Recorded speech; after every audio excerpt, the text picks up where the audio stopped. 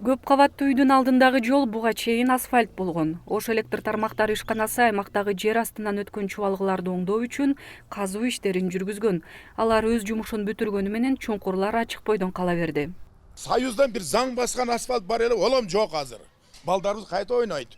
Жашоочулардын айтымында жер казылгандан кийинки жолдун абалы азыркыдан да начар эле.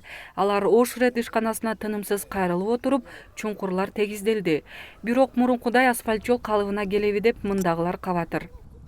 Биз РЭС начальнига айтсак, буну күздө жасап беребиз дейт. Биз ага макул эмеспиз.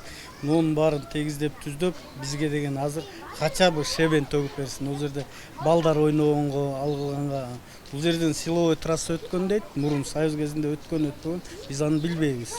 Эмне экен. Ошол биздин суранарыбыз ошол.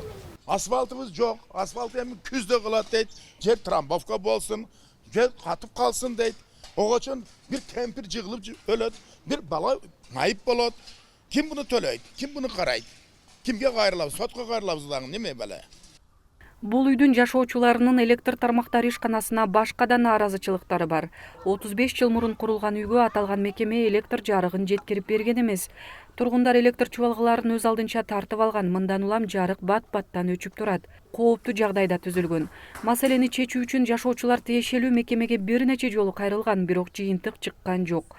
Өздөрүнө жакшылап жарык жетпеген мындагы тургундар эми мынтип башкалардын чубалгысы үчүн жолу бузулганына нааразы. Кайга кайрылсак жок деп бизге отказ берип атат. Өз күчүбүз менен тамдын үстүнөн токтабабыз, асма кылып коебуз, жерди көйлөп коебуз. Болбой калды, күчүбүз жетпей калды. Азыр болсо мына келип алып көйлөп коюшту алды электриктер. Бизди аттап кетип баратат. Эл үчүн кылып атабыз деп атат. Биз эл эмес, биз ким экенбиз бу жерде? Карап койгула да бир бизге эм. Ош электр тармактары ишканасынын өкүлдөрү жолду калыбына келтирүү иши акырындык менен болоорун билдиришти.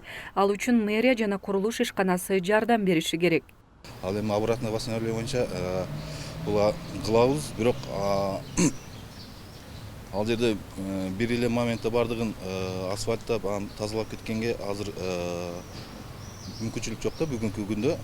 Ал боюнча ушул маалыматты бай эртең менен немелерге да түшүндүргөнбүз, ошол жашоочуларга. Так маалымат айта албайм, болот да обязательно.